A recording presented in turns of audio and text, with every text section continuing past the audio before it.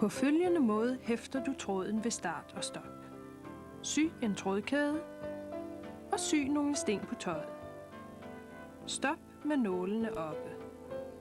Løft trykfoden og stræk trådkæden. Læg trådkæden oven på tøjet og sy kæden fast.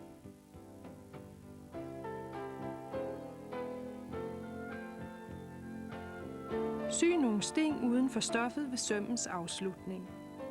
Løft nålene og trykfoden. Vend stoffet lidt forskudt i forhold til kniven. Sy over den allerede syede søm.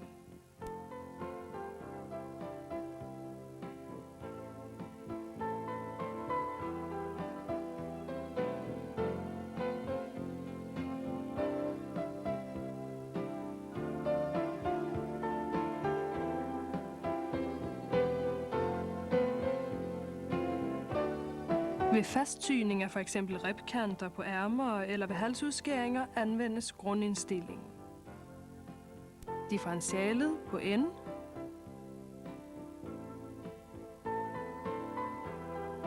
Stinglængden 3.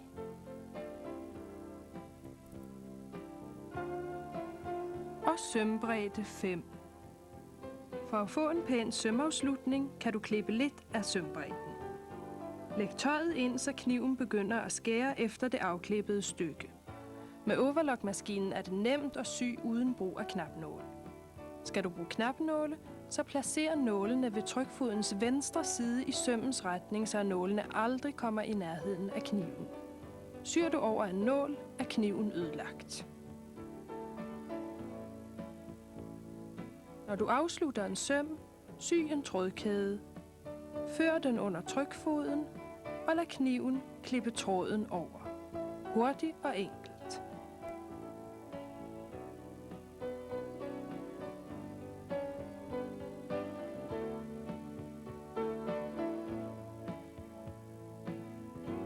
Kantafslutning som oplægning eller løbegang gøres også med normal indstilling. Læg stoffet op og fold ombukket tilbage under stoffet med ca. 0,5 cm af stoffet uden for stoffets ombukningsfold.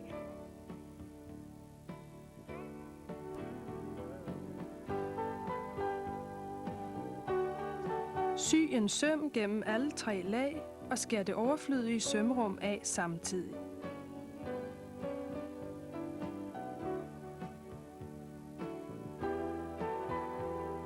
Det er vigtigt at bruge differentialtransportøren ved syning i elastiske stoffer. Med grundindstillingen bliver sømmen bølget og grim i groft strikkede materialer. Men med differentialet på 2 fremfører den forreste transportør mere stof, og sømmen bliver glat og jævn. Er tøjet meget kraftigt, kan stinglængden og sømbredden øges, og trykfodstrykket mindskes. Nu bliver sømmen glat og perfekt.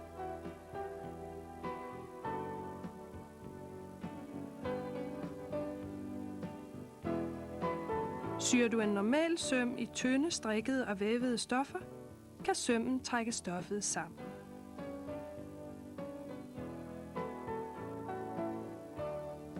Indstil da differentialet på 0,7. Den forreste transportør fremfører nu mindre stof, og emnet bliver udstrakt. Resultatet bliver en fin søm.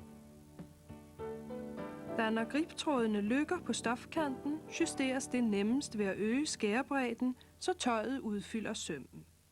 Hvis lykkerne ikke forsvinder, skal trådspændingen justeres.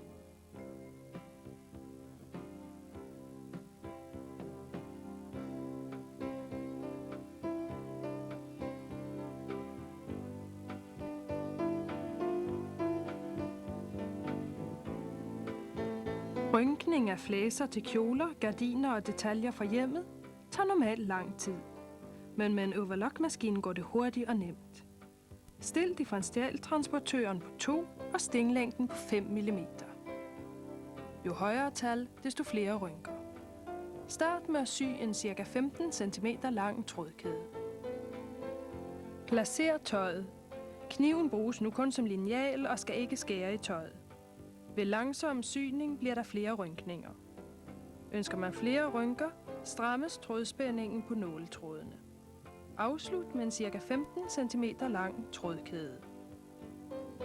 Trådkæden kan nu anvendes til at regulere rynkerne. Både om der er for lidt eller for meget. Er rynkningen for kraftig, kan du justere ved at glatte stoffet ud. Ved at tage den højre nåletråd og trække i den, får du flere rynker.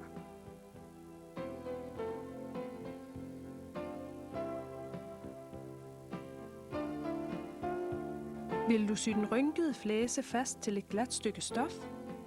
Stil differentialet på N.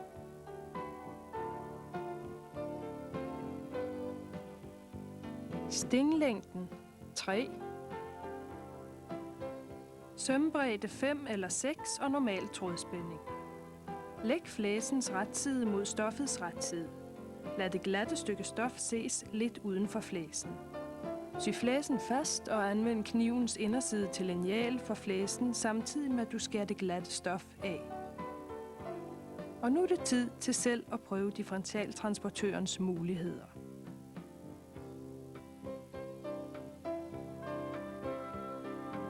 En smuk og enkel kantafslutning får du med en rullesøm på flæser, gardiner, kjoler med mere. Kun den højre nål bruges til rullesøm. Løs den venstre nål, mens denne stadig er trådet. Tag nålen væk og klip tråden af.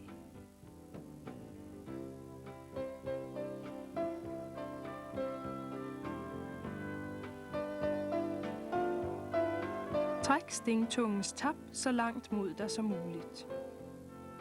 Stil stinglængden på ca. 1 og sømbredde på 5. Stram undergribertråden til ca. 8 og sy en prøve.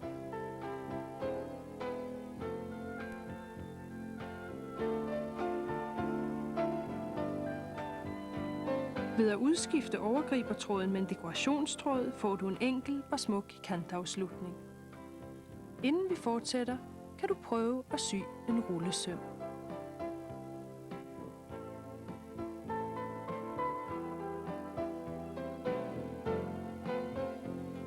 Til din Husky-Lock 460 ED kan du købe ekstra trykfødder. Skift til oplægningstrykfoden, så kan du på en enkel måde lægge usynligt op og samtidig overkaste yderkanten. Det bedste resultat får du i normalt vævet stof.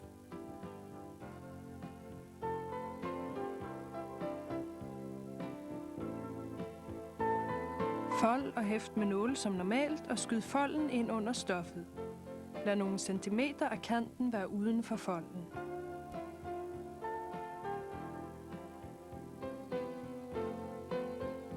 Indstil trykfodens styrelineal, så ryggen af folden følger linealen, og nålen hæfter yderst i folden. Sy gennem de 3 lag stof og klip det overskydende bort.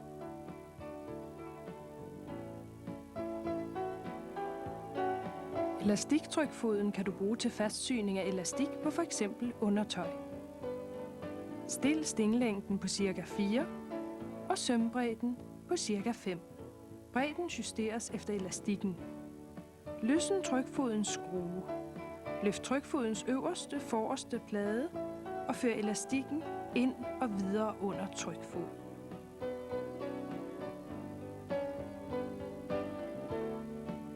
Skift til elastiktrykfoden. Sy nogle sting over elastikken og kontroller transporten. Læg tøjet under trykfoden og sy en prøve. Indstil elastikkens udstrækning ved hjælp af skruen.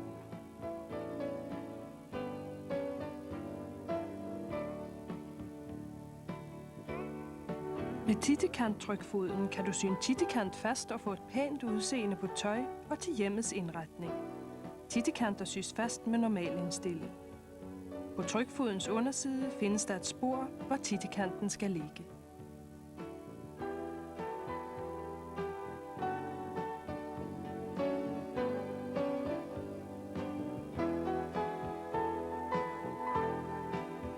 Læg tittekantens retside mod tøjets retside. Du kan sy tittekanten fast på et enkelt lag stof som en kantafslutning, eller direkte i sømmen.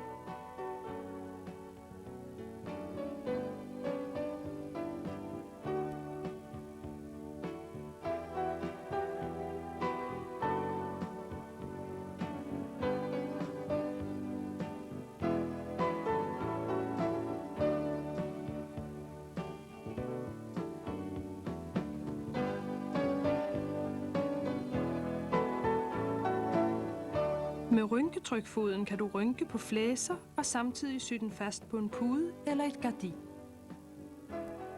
Indstil maskinen på grundindstilling.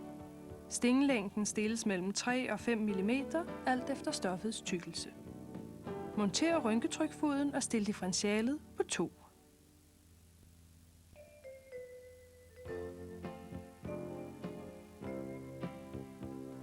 Læg det emne, som skal rynkes, under trykfoden og sy. Indfør det stof, som skal ligge glat mellem de 2 skinner, og skub det frem til nålene. Rynk og sy sammen.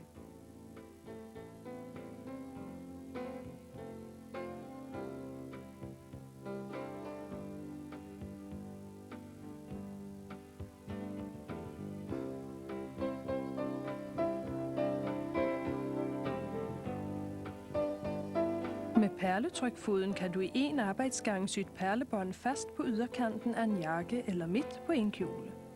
Åbn frontlugen og drej kniven op.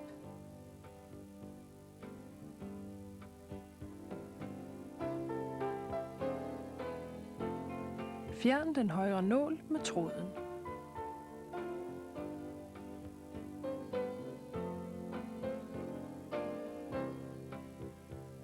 Klip tråden over. Træk stingtungens tap imod dig. Indstil differentialet på enden og stinglængden på 3-5 mm alt efter perlernes størrelse og sømbredden ca. 5. Trådspændingen på nåletråden skal være ca. 3, overgriberen ca. 3 og undergriberen ca. 6. Læg perlebåndet i trykfodens leder og videre under tunnelen. Monter trykfoden og sy perlerne fast til en tøjkant.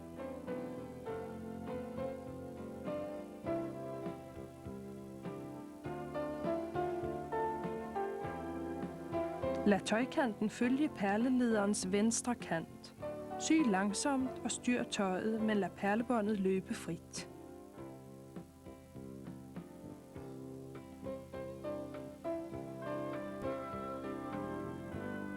Held og lykke med din nye overlocksyning på Husky-Lock. Sørg for at smøre og renholde din maskine, og du vil altid få et godt syresultat.